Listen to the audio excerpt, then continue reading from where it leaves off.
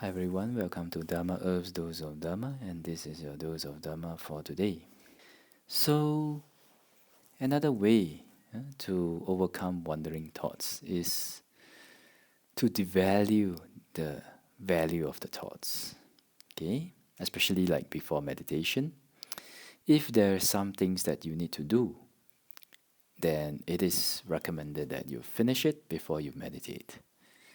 If in the case where you are not in a situation or a position where you can finish it before you meditate, then at least before you meditate, tell yourself, okay, for this 1 hour or 1.5 hour, these thoughts are not valuable anymore because it will be more productive for you to contemplate about them in a peaceful and mindful mind rather than a very restless and uncollected mind.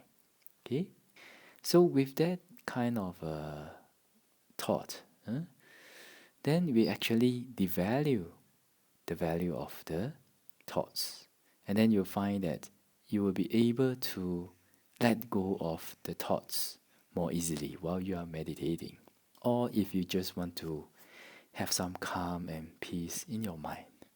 Okay, think about it. When you are in a place where there is a very good scenery and maybe in the mountains, maybe by the beach, do you still think about those issues at work or in the family? Not so much, right?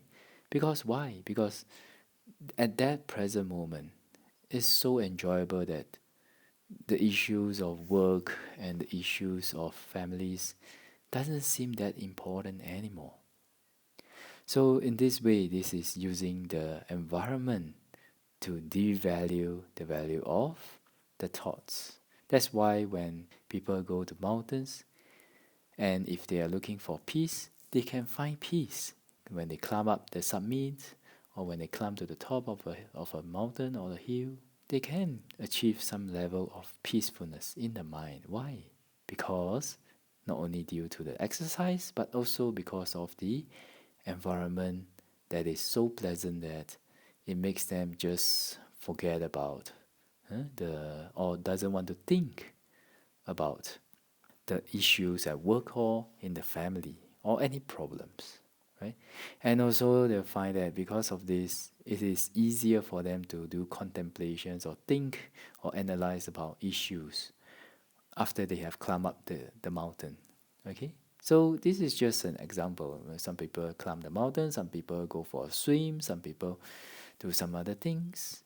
So this is for the people that do not train their mind. Okay? They have to make use of the environment to do it. But what about meditators? So basically, where we have to try to devalue the value of the thoughts or the issues. Okay? So why is it that when one meditates, the thoughts keeps arising and one keeps going to it?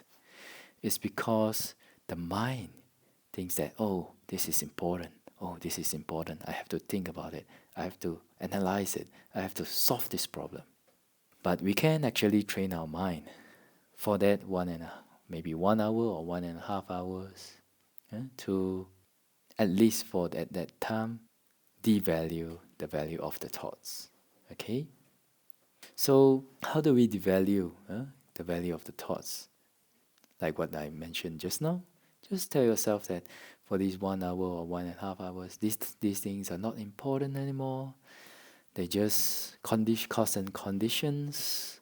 If you're done whatever you can, there's nothing to be done anymore. Okay, let's calm down the mind and maybe we can approach it in a better mind state.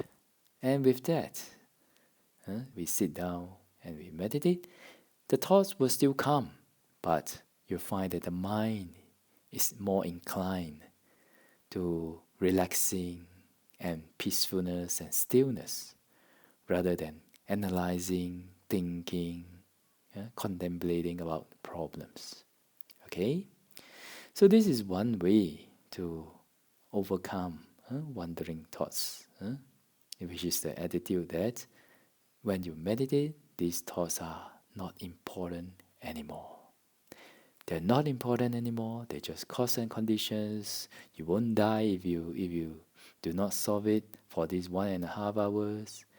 Chill and relax and just enjoy your meditation as much as you can. Okay?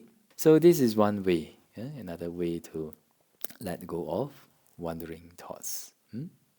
That is to devalue the value of those thoughts and issues in your mind before you meditate. Or you can use the environment to help you to overcome it, to devalue the value of the wandering thoughts. That's why monks and nuns like to, sometimes like to go to the forest, like to go to the mountains to meditate, because the environment plays a big role in the mind. But of course, if they can choose to do it, if they do not, if they are not in a position to choose, then even in the city, we just have to train ourselves to meditate in the city also. Okay? But definitely, the quality is not to say that we cannot meditate in the city, but there will be a difference for most people. All right? Okay, so that's your dose of Dhamma for today. Wish all of you well, peaceful and happy, and may the Triple Gem bless all of us to be able to attain path, fruition, and Nibbana as soon as possible. Sadhu, sadhu, sadhu.